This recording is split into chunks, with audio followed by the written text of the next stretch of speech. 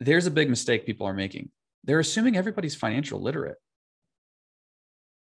And I'm not trying to say that to put anyone down, because there's people that are super smart that don't necessarily understand their finances because it's not taught. Everyone talks about it. Someone asked me at the conference, do you feel like our education system does a good job at financial literacy? No, it doesn't. It's a problem. Welcome to Critical Thinking Required, hosted by LBW. This podcast is intended for free thinkers, entrepreneurs, and knowledge seekers. Join us as we discuss relevant financial topics, explore with guests their financial journeys, and engage with experts in industries such as space, media and entertainment, real estate, and many more. Buckle up and enjoy the ride. Welcome to Critical Thinking Required. You're with your hosts, myself, Tim Bickmore, and my two colleagues, Dan Weiss and Nathaniel Leach. And today we're going to talk about financial technology or fintech. But before we get into it, I have to do our shameless plug, which is, if you enjoy what we talk about, please subscribe, share, and post our stuff. That would be fantastic. I'm going to stop there, and I'm going to let Dan actually take the reins and take us off for this one. I'm going to take the reins. It's going to make sense because of really who our spotlight speaker is going to be today.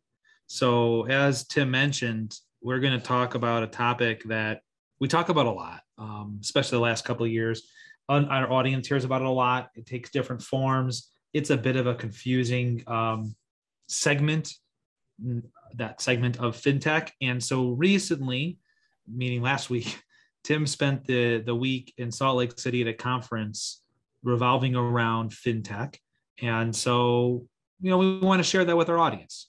So today, Tim is our speaker, and we're going to have a dialogue about some of the things he heard at this conference and thought maybe it was worthwhile sharing with you. So thank you, Tim, for having such a great idea and for leading us in this discussion. So let's kind of start and open the stage with you walking into that stage at that conference and seeing what that landscape looked like. Can you speak a little bit about, draw us a picture of what the state of financial services or financial services tech, what that landscape looks like? Yeah. So to kind of give our listeners and viewers an idea of what the MX conference is about, I can start with what MX is. So MX is a company based out of Lehi, Utah, that would be considered probably a data aggregation company. So most people know the company Plaid, and that's who they would be competing with. Now, Plaid and MX do very similar things, but they also do things a little differently. MX started as really what is in the industry is called a PFM, or a personal financial management system. So as they really set out to kind of, help individuals with their finances, to empower them, to better them, and to make the world better from a financial viewpoint. As they built out their PFM, they built out this data aggregation piece, and they've gotten really good at it. And that's really become some of their bread and butter.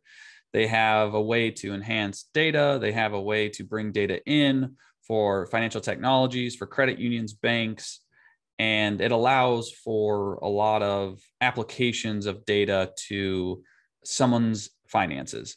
And so what this conference was about is they brought together a lot of banks, credit unions, other financial service companies to discuss and talk about, hey, where are things currently today in the financial industry when it comes to technology? I mean, I saw, BECU there. There was Google Financial Services Cloud was there. That a gentleman spoke. They talked about Bitcoin, cryptocurrency, blockchain, NFTs, for example. I mean, it was kind of the breadth was quite large and who was speaking and what it was about. And so to kind of lay the subject with financial services, or the landscape, I should say, it's all about data. Now, whoever's listening is probably like, oh my gosh, it's about data. What a surprise. It's very much all about data and how to harness that data in a way that's effective for the consumer. And how they're going about it is very interesting. And there's a lot of difficulties with it, but it's getting better. As technology's gotten better, people are starting to recognize that, hey, the access to this data from a financial perspective can be extremely beneficial for the end consumer.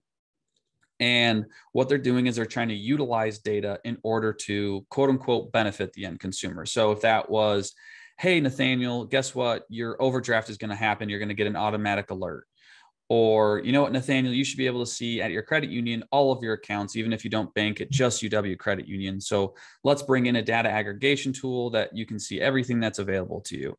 So it's very client-centric or consumer-centric, and they're trying to use it to quote unquote better the end consumer. And what I've recognized as well is that some of the financial institutions, so let's say Wells Fargo was there, Bank of America, Citibank, they're having some difficulties on how to harness said data and how to apply it back to their consumer because they have a lot of old infrastructure. So to make it simple, the landscape is very similar to healthcare. You got a lot of data, you got a lot of disparate data, you got a lot of old infrastructure. And so there's now companies trying to come in and fix those problems to allow better insights for the end consumer, which is technically the client. How easy do we think it will be to fix those issues? I think it depends on who you are. I think that there are some parts of the industry that are going to be very difficult. So from what I've heard is that if you're a larger institution, it's going to be more difficult than what it looks like. If you talk to the data architects, the data scientists, they will tell you that the infrastructure of these banks is difficult because what they have to do is cleanse the data to be able to get it and shove it through their old systems. And so and then they're also not getting access to all the data. And a part of that is just the way that it's laid out. So to kind of give you an analogy, it's almost like building a house, but then, saying, oh, I want to make an addition over here. So you're using new wood, new fixtures, new things on the other side, but the main part of the house is still old. It's still in the 1920s, still in the 1930s. So it may look like really old. And the data scientists or the data architects are looking at it and saying, yes, we can produce this for you, but it takes a lot of work. It takes a lot of effort. And one gentleman really explained it really well, where institutions have siloed data. So you have data that's siloed throughout the infrastructure of the company. And what they can't do is they can't bring it all together in one layer to be able to start providing better insights and easier ways to access it from like an analytical standpoint. So if you're an older institution, based from what I've heard, it sounds like it can be difficult. If you're a new technology like a fintech, it's probably a little bit easier. However, the issues for the fintechs is having access to the data, right? So now you're a younger company, you're like, hey, I'm ready to go. I can build a new cool thing. However, Chase doesn't really want to play nice with me. Citi doesn't want to play nice with me. Credit unions don't want to play nice with me. Why? Because they want to consume that data and they want to own that data and they want to make sure that they're consuming the client as well within their ecosystem. So you have this push and pull depending on where you're at. So I think there's difficulties, but I also think there's an open light where a lot of the conference was about what's considered open finance or open authorization, where they're really trying to advocate for the consumers to have access to their data. Because that's a question: who owns what, right? Is it my data or is it Chase's bank's data? Who owns it? Have I given up that right?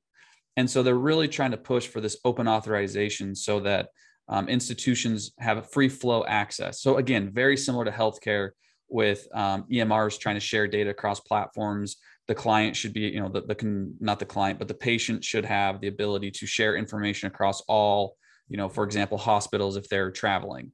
So you're kind of seeing the same movement or push within the financial service industries as well. So we know how valuable this data is, especially at this firm. And I won't get too much into this because we'll talk about this landscape in a second, in a different perspective as well. But we know the data is extremely important because we connect, which is very intimate. That's why this is goal, with all of our clients' data through an aggregation system to be able to clean that for them so that we can make projections that are not just dynamic, but are precise, because we're going right to the source to understand people's habits and to understand what's important to them, and how it connects in different areas. Yeah, it's a lot of labor, right? And so the reason why we do this today is because we want to be able to be accurate in all of our planning services. That's our incentive here. I'm guessing that, in your opinion, at this conference with the players that were there, you probably felt a plethora of different incentives. So what are some of the incentives that you sensed that perhaps are at play here, especially in the banking industry? They have the data already. They've had it for a long time. So why now? What's driving them? I had a lot of interesting conversations about this specific topic, and I had a very different opinion at the conference, probably because of where we sit within the financial service industry and what silo we sit in.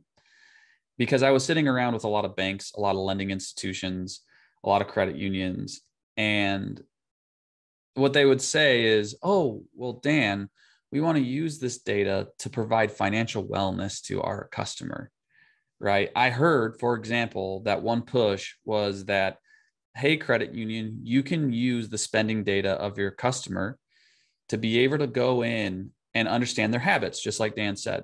And so when that customer comes to the teller line, you can advise them or you can talk to them about their spending habits and what products to use to better them, right? So that's how it's pitched. That literally is how it's pitched. It's pitched as a very beneficial situation. But at the end of the day, go ahead, Dan, if you want to ask questions. I was going to bring you up here in just 1 minute. You're telling me, what person in their right mind would want to go up to a teller line in this broad open space in open daylight and then get a question from a teller that they barely know about, hey, I noticed that you spend this much money at Subway. You could save this much if you got this kind of credit card, if you decided to do that. In what world would a banker think that I would want to have that conversation with a teller? So yeah, and the point of that, which I agree with you, is that what they're really trying to harp on is know your client, right? But then the question is incentives.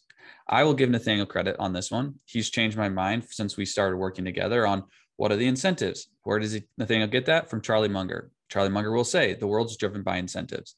So if you really start boiling it down and start cutting out all the noise and you look at a bank, what's their incentive? Their incentive is volume and potentially origination of loans, right? That's how they make profit. That's how they drive their bottom line. And they want to tie you into their ecosystem because what they're really doing is they're pushing a product.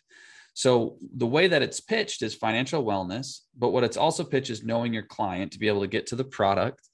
And then how it's also pitched is that if these credit unions don't do it, other places are going to do it. So you're going to be left out.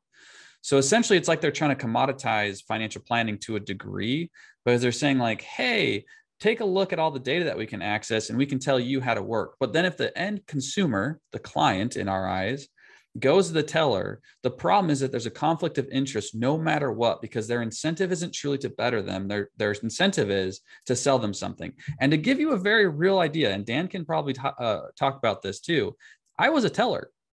And I was forced to sell credit cards. I was forced to open bank accounts. I was forced to do debit cards for people who didn't need it. And we came up with ways to convince people to open up accounts. Why? Because we needed more account volume and we needed more volume within the bank, because guess what? My bank at the time was going to get sold and they needed to up their numbers. That was very real. We had that open conversation behind the teller line.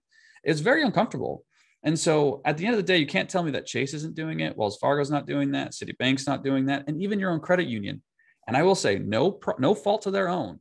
That's how they make money. I get it.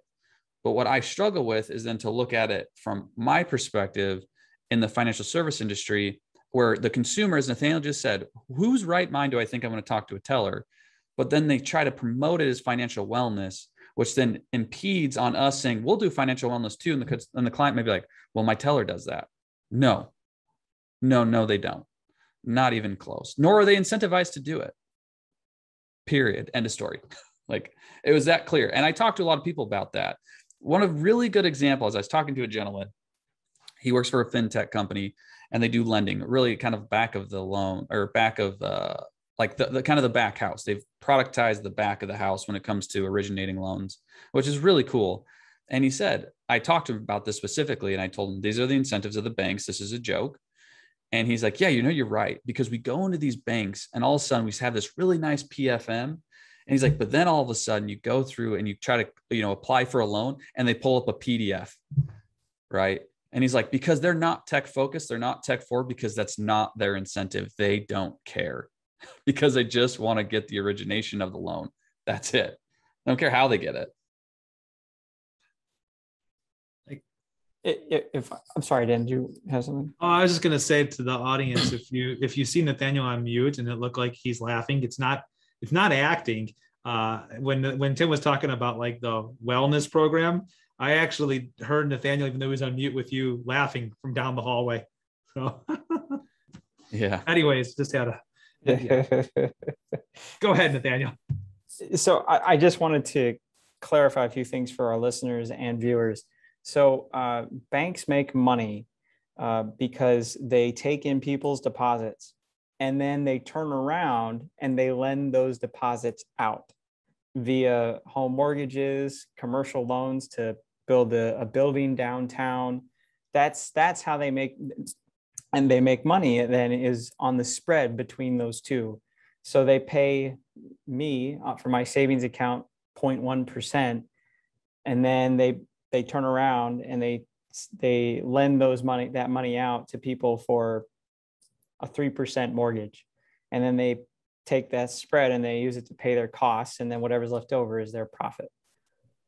If I can add, in addition to the profit that they make on cross-selling products, because one, that's a stickier situation if you have a lot of products, so it's harder for you to leave the institution.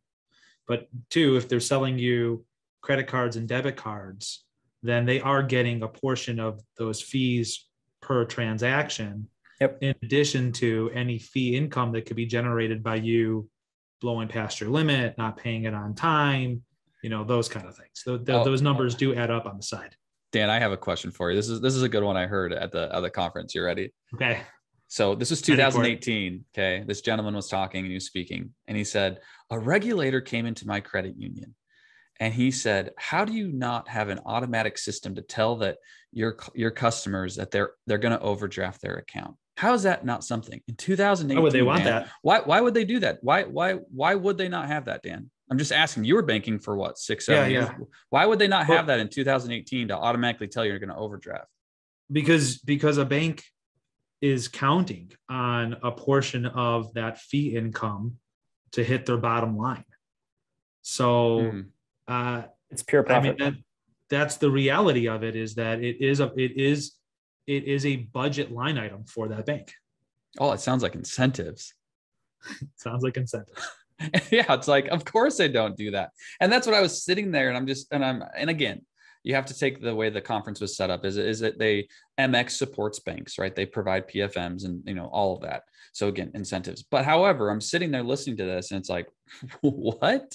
Like, who isn't sitting here saying that, look at the incentives of all of this. And is it really for the customer or is it for the bank? And a PFM is what now? A personal financial management system. So think of mint.com, or if you go to your like Chase, right? And they have all those fun things. That's technically a PFM is the terminology for that type of a technology.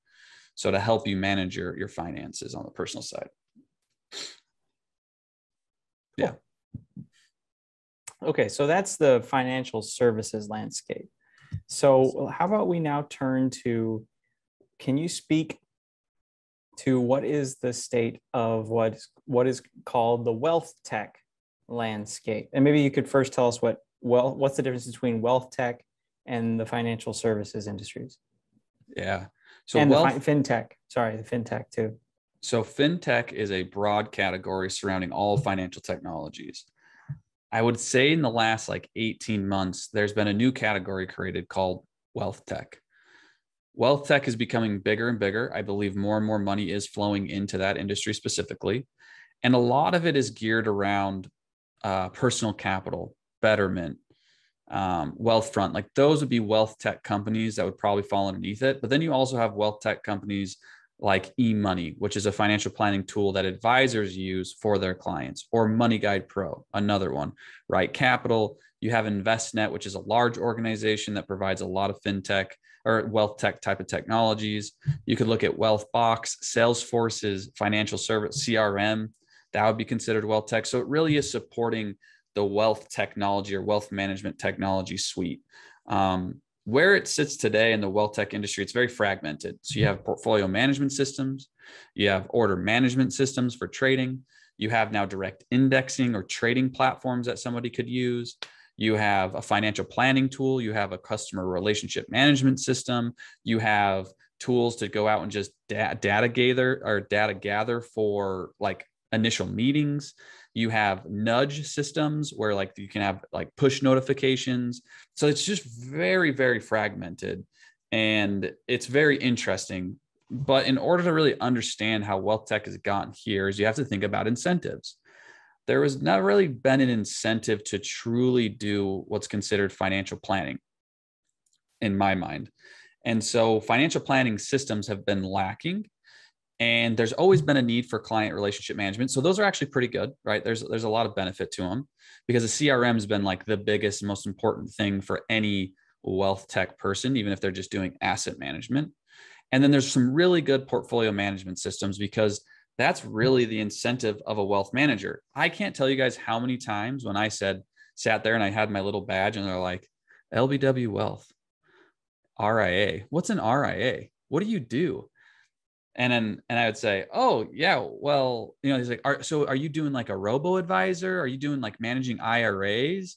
Like, what exactly are you guys doing? I'm like, oh, we're not doing any of that. Like, that's not what we do. And they're like, well, what do you mean? And by the way, Dan Nathaniel, these people probably not older than maybe 45.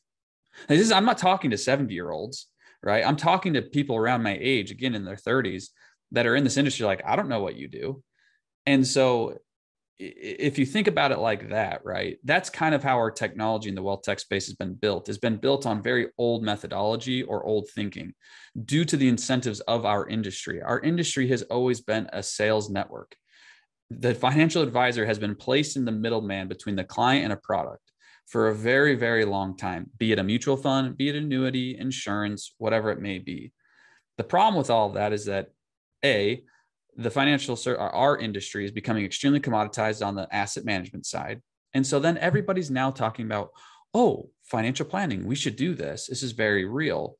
Because why? As Dan mentioned, it can create a really sticky relationship if you're good at it, because you're really helping somebody incentivize. Our industry is also evolving to the point where people are now paying specifically just for financial planning. However, if you're going to look and be able to build a business like we've tried to build it with the current technology, good luck, because you're going to have to come up with your own systems. There's just no other way about it, because it's not built to truly do financial planning. It's just not. And so it's a very interesting space. I think there's a lot of room for consolidation. You've seen it with Orion, Consolidating Advisor, which is a financial planning tool. They kind of have a little bit of a CRM, but tie probably very closely to Salesforce. InvestNet's, really rolled up a lot of fintech or wealth tech. And then Fidelity's rolled up some wealth tech as well. But I honestly don't know what Fidelity's end goal is. I don't really quite understand what they're doing with some of their technology pieces. But overall, you're starting to see it. And then you have this whole other breadth of technology, which is Betterment, Wealthfront, Personal Capital, which is direct to consumer. And they also are going to promote that they're doing financial planning as well, which I would argue they're not. So that's kind of where we sit with wealth tech. It's fragmented. It's not adequate for if you really want to build a business that's truly financial planning driven. If you really just want to do asset management, sure, there's some really awesome tools out there that you can really produce. But I think that's going to be a very hard game to play moving forward in our industry. Wow. Okay.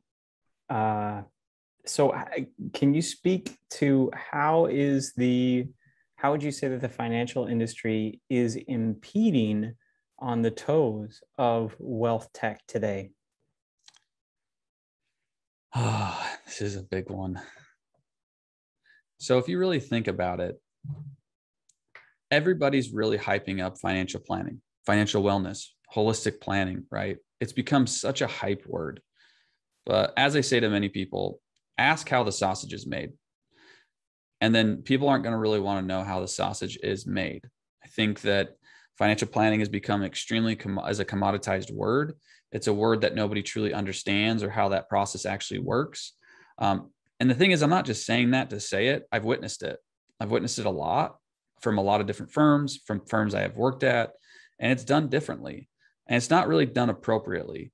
I really am a big believer that if you took the CFP process and you started to really boil it down and say, okay, how can I really replicate this process that the CFP, one of the most known certifications for financial planning, it would be really hard with current tech stack. Like it would be very, very difficult. So what makes me nervous is that they're starting to become, I guess, products or services that are going direct to the consumer. So I always use the example of this. If a client, and we've had this actually happen, Dan's going to smile when I say this. We've had this actually happen where a client will say, well, what kind of technology do you have? And they hold up personal capital. Like, I already do this. What are you going to do for me? Or they hold up Wealthfront, or they hold up Betterment, right? And it's like, well, I already do. What are you going to do for me? I already have this being done. That's a problem, because my answer to it is, well, first off, no, we do it very differently, but I don't have that nice end product for you to look at and to have, because the products that advisors have access to aren't even close to what's happening outside of it. Now, the reason for that, right, is incentives. Our industry is not that big, right? We don't have a huge tangible addressable market, or TAM, as they would say. But the direct to consumer, that TAM is massive. There's a lot of money to be made if you can develop a product that makes a lot of sense. I mean, look at mint.com, look at Quicken. Quicken just released their new PFM or financial management system. And so we're just not really looked at. And so what's happening is you're getting a lot of this cool technology that's being developed for banks, credit unions to do this financial wellness, to have tellers talk about their spending habits. Where in the hell is that for advisors? We don't have access to any of that stuff. None of it. Why? Because we were just meant to sell product. So again, if you really want to do financial planning, you don't have access to the stuff that you need access to in order to do the job effectively, efficiently, to grow and scale your business. And it's really frustrating to watch, because what I am sounding the alarm on is that advisors think we compete with one another, but it's like, whoa, back up. We're not competing with one another. We're competing with the outside world, AKA the banks, credit unions, and everybody else, because they're starting to see that, oh, if I can encompass my client or my consumer by giving them information and tools that they think are financial planning, then they're going to say, well, I don't need to go to you. Chase does that for me. Citi does that for me. Look at my app at my credit union. And they're a lot prettier. They're a lot nicer, and they provide a lot of different insights. Now, I could argue that those insights don't really matter, but that's where I start getting nervous about the financial industry, is that they're developing technology that is competing with us, but a lot of advisors just don't talk about that, which is frustrating. Yeah, Tim, you're right. I can relate to that. We hear that all the time. And I think personal capital is great for what it is. An ability to see all your stuff in one place. That's nice to see. That's important to see, especially for estate planning reasons, but there's nothing we can do with it. So the question is, that's great that you have that information. And now what? What are you going to do with it? And there's nothing, it's about the incentive. It's about its own box. It doesn't live outside of that box. What we have found, and correct me if I'm wrong, and if you saw this different just in our general practice day-to-day life, is that, at least coming from the WealthTech standpoint, the reason why that is the way it is because all these institutions, they're built for themselves. Nobody really has built something for the consumer based on what the consumer is looking for. They build what the advisor wants. They build what the institution wants. And then they package it so that the consumer is led to believe this is what they need. When in all reality, the consumer doesn't know what to expect. They don't know what they need. They kind of know what they want, but they have no idea if they can get it. So for years and years and years, Tim has said, you don't know good cooking until you have it. All of this falls short because, again, it doesn't have the ability to be customizable to what the consumer is looking to get. And therefore, the possibilities here are significantly more vast than what you're seeing. But you, the consumer, is led to believe that it's at your fingertips as is. It's not. You're really at the fingertips of that institution. I would agree with that. And even to take a step further, Dan, is like Betterment, for example, will say, or Personal Capital, we have advisors on staff. Okay, well, so the advisor meets with you once, you can call them up and talk to them about your life, but that's also not financial planning, right? Like, again, this idea that they're essentially trying to erode us. They're trying to commoditize it, and they're trying to make it effective and efficient as possible, which we've seen way too much of. And at the end of the day, if you want to do honest, true financial planning, it's not meant to be so cookie cutter. Because again, if I'm going to say what is the biggest financial mistake people make, it's that they don't understand the value of the dollar, because the value of the dollar means something differently to every single person, which means you can't just throw them through a certain process and get the same outcomes, because somebody may be different. But then that means you really got to understand that client, not just from the standpoint of, oh, I understand your spending, or, oh, I can see what assets you have. No, it's like, we need to shoot the shit. We need to talk about it. You need to open up about some real things, because then that's how we can guide you in a way that's going to be most effective and efficient for you. And you can only get that through a personal relationship. Tim, being in the unique position that we're in, where we are a highly customizable shop that puts that relationship on the highest pedestal, and at the same time too, are a very evidence data-driven firm. We will get questions perhaps from another advisor or a consumer, right? A client, a prospect, a friend, on how advisors compete with this expanding element of direct to consumer wealth tech. And this is something we talk about a lot. How do you view this competition in the future to look like? How do those advisors, like ourselves and different, we want to see others do it too, compete with that kind of atmosphere? I think there will always be a space for direct to consumer. I think there will always be a need for it. I think there will always be a market, because there are DIY people, and I think, or DIY, do it yourself, do it DIY. And I think that there will always be a market for it. But I think that that the majority of people don't want to do it themselves, or they understand their limitations. Because this is one thing that I've also noticed when I was at the conference. There's a big mistake people are making. They're assuming everybody's financial literate.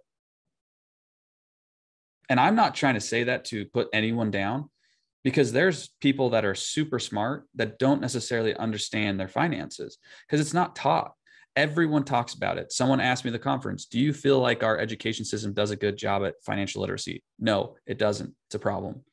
So again, these consumers are assuming like, hey, Dan, here are all these cool tools. Look at what you can do. And you're like, well, how do I interpret all of this? How do I make sense of it? How do I understand what this compound interest means? How do I understand how the stock market works? How does that then play into my life insurance? Well, what is life insurance really? I mean, there's a reason why our profession is there. There's a reason why there's a CFP designation or a CPWA designation or any other designation, because there's a lot that goes with it. And so the issue is that they're assuming that people understand. And what we've witnessed is that people don't. And so there's a role for that. Now, for us to compete with some of this new technology is that we have to start having access to the technology just like them, because if we do, we will stomp the competition. Because at the end of the day, we'll use LBW, for example. We are now a subscription-based firm that nobody even has to bring assets to us to even manage. We don't have to manage assets, and they can pay us monthly. We have zero incentive to sell them anything other than making sure that whatever is being sold to them is the best product available for their situation. And that relationship, you can't defend against the bank, because the bank is just contradicting. It's like we talk in our space, broker dealers versus independent RIAs. There's a significant difference between what their responsibility incentive is to the end consumer. And so that's how you start competing with it. But we can't start competing and getting people to be convinced to work with us until we start having access to the data, just like they can have access to it. Because once we have access to that data, it's game over. It's like, great, now I can start interpreting. I can start understanding. I can start making this relationship way better, more consistent, ongoing. And so now where technology sits is that it's a way for us to compete. It's a way for us to do our jobs. To be honest, it's just a way for us to do our jobs. I don't understand how any other advisor would do it, because it needs to be done. Like, you're not doing it right if you're not doing it with data-driven, evidence-based results. It's that simple. So I think that we're going to go to close from there. So I'll start the round robin table with Tim going last. as he is our guest for the day. So, Tim, so for me, I completely agree with your point about that our educational system does an abysmal job of financial literacy education. A lot of people take for granted that this is maybe common sense or it may be a natural way of thinking. But as I and we have delved into this industry over the years, I think it's become very obvious that as it is with going to a lawyer or to a doctor, this is a field that requires, that is a practice, is that in that you need to, it is a job, it is a full-time job in which you compound your knowledge over time. And you can't just flit along in life and just know the superficial aspects of it and expect to get ahead or to do well and to perhaps retire as you want to, or whatever your definition of a healthy retirement is, may not necessarily materialize because you don't have the right tools in your hand. So for these big tech companies, fintechs, wealth techs, financial industry companies like banks or insurance companies, to then make the assumption that everybody is starting from a common platform of knowledge when it comes to finances, I think that they're definitely missing what I think is really the bigger common sense picture, which is everybody starting from the same base. And I think that they're not. And I think that they're foolish not to ask that question and try and find a solution for it in the meantime. And there's definitely a niche for somebody or other companies to come in and provide a platform that allows for the interpretation of that data via professionals such as ourselves. Dan? First, Nathaniel, behind you, is that a drawing of, I'm assuming, poop based on that it says poop next to it with an arrow by it? Well, yes, Dan, that is accurate. That is your lovely daughter's handwriting, not mine. I don't want people to think that I draw poop on my whiteboard just for giggles. That's not the case. Sorry to disappoint. Well, that makes sense. Carrie and I have taught her well. Then moving on. So I really, there's a long conversation outside of finance talking about major tech companies like Google around data, who owns data and how to utilize it. It's been around for quite some time. This is a newer segment of that conversation about talking about how financial institutions use it. Very similar feel. I think data is indeed the new gold, or should I say Bitcoin. I feel bad I even said that. It's disgusting. But nonetheless, is it the wave? And I do think it is. It's a lot of power to understand somebody, because we often speak about, and the thing is, this is a qualitative and quantitative process, but your finances tell a story. There is a narrative, and that narrative hopefully dovetails what you want it to look like, but it definitely dovetails with the way that you are living, right? There's no way of denying that is the case. That is a lot of insight. I hope and truly believe that we are going to see data shape a lot of different industries, including finance, in ways that have not been seen before.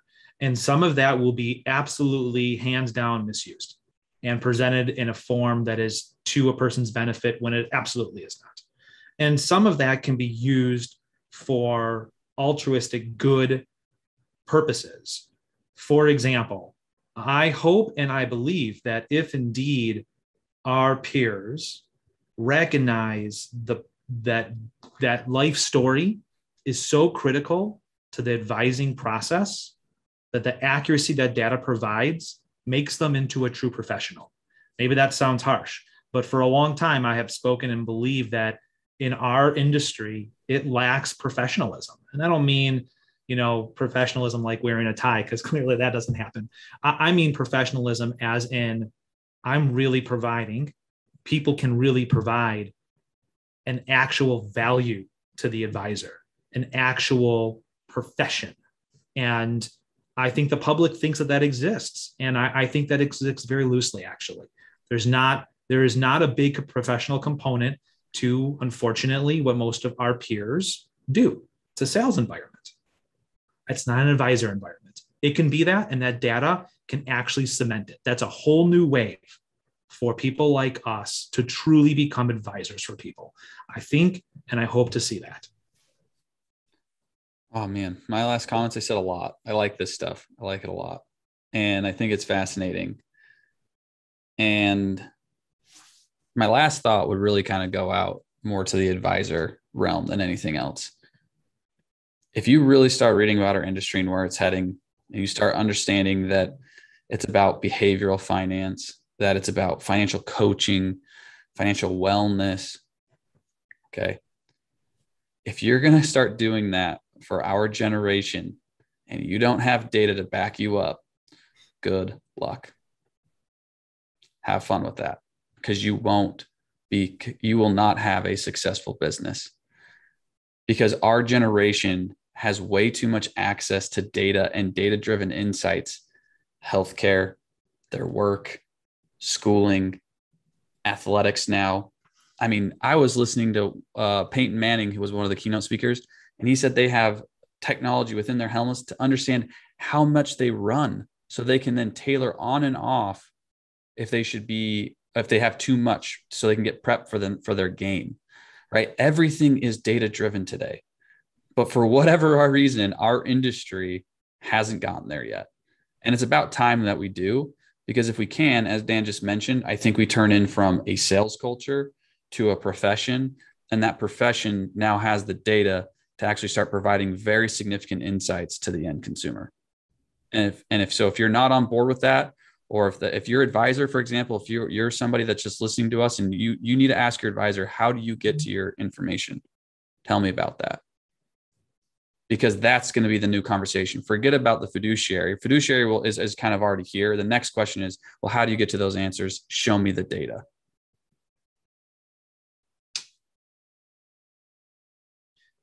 Thank you, everybody, for joining us today. We always appreciate your attendance, and thank you for the time that you give listening to us speak about subjects like this. Till next time, have a great evening. And thanks again for tuning in. Thank you for taking the time to start your journey of thinking differently and listening to LBW talk about stuff they love. Until next time.